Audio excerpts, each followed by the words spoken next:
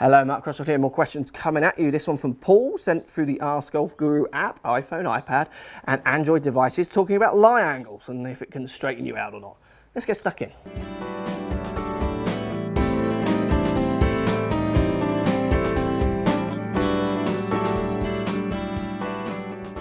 So, hi Mark, keep up the good work and the funny course vlogs. Thank you. I've been playing seriously for 8 years and always had my clubs with standard or 1 degree upright lie. Recently I had a fitting which recommended 4 degrees upright. Okay, with the new irons I tend to pull my 7, 8, 9 pitching wedge left. I have been back to check lie angle and the strike tape indicates lie is correct.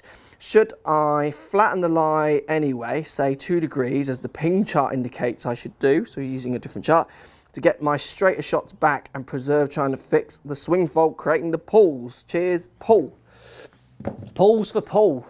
Interesting. So Paul is saying that his lie angle, so this angle here, he's had a recent fit and it's different maybe to how he's had clubs in before. Now, the more you bend this up, the more upright the club becomes, which gives it a tendency for the toe to sit in the air, which will tend to point the loft of the club to the left, which is why he thinks he's pulling it or is pulling it, which might be the case. Without seeing you, I don't know. He then goes and puts lie tape on the bottom, which is a common thing done with club fitting, to check if the clubs are hitting flattish on the floor as you come through. Now, there's a few issues with lie tape which worry me. If you hit on a lie board, so these kind of boards here that people put down, well, they're already off the mat, so how much is that changing your lie? So that needs to be worked in for a start, because the ball's now above your feet, so that could move it a degree or so, possibly. The next thing you've got to bear in mind is your lie is permanently changing.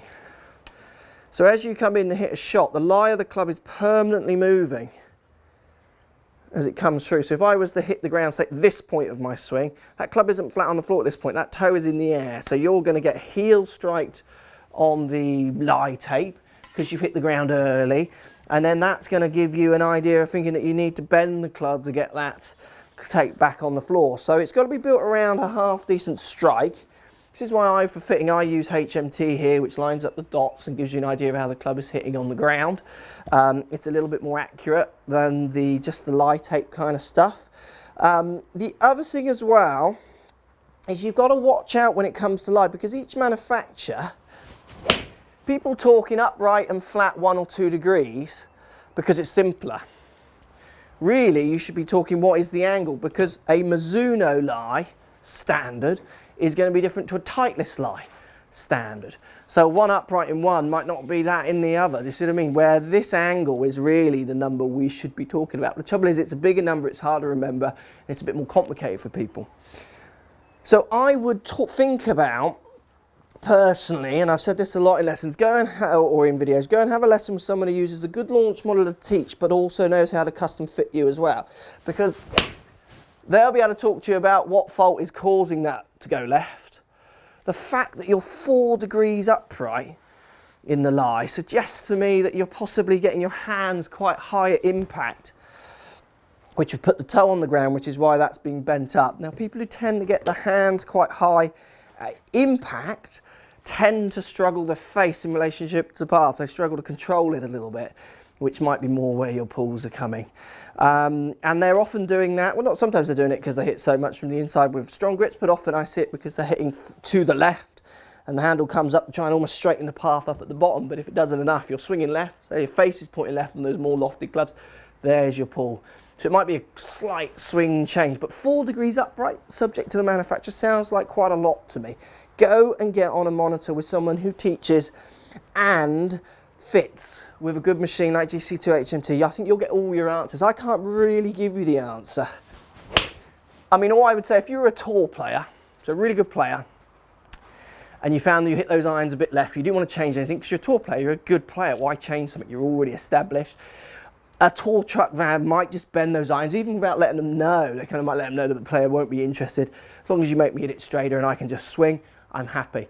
But if you're a handicap golfer, sometimes there's some issues in there that are bigger than the little issues that are there with a tour player. And the other thing you've got to remember with the tour players, they're established. They're a good player. Why would you change their technique? If they're just struggling from a few pulls, you would flatten it out. For you, I think you might be pulling some, but then you're hitting some straight. So it might be a little bit more randomised than that better tour player.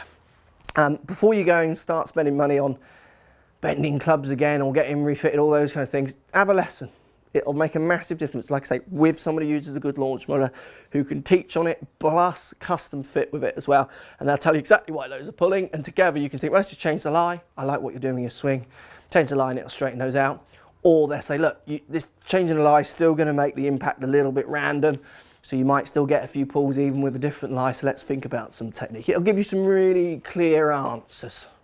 Hope it helps. Thanks for buying the app. Thanks for posting the question.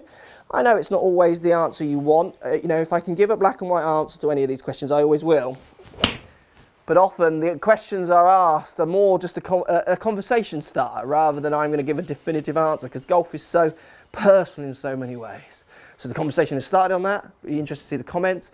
Let me know if you change it, how you go about changing it. I'll be interested to hear. Thanks for watching. So if you like what's going on here, don't be afraid to subscribe to the channel. Also thumbs up the video, post comments. Love to hear what you guys got to say. Let's keep it social. The more we talk, the more we share, the easier this game will get for everybody. So if you want to find me on Facebook here, you can find me on Facebook. If you want to tweet me, find me on Twitter here as well. Just follow the links, all in the description.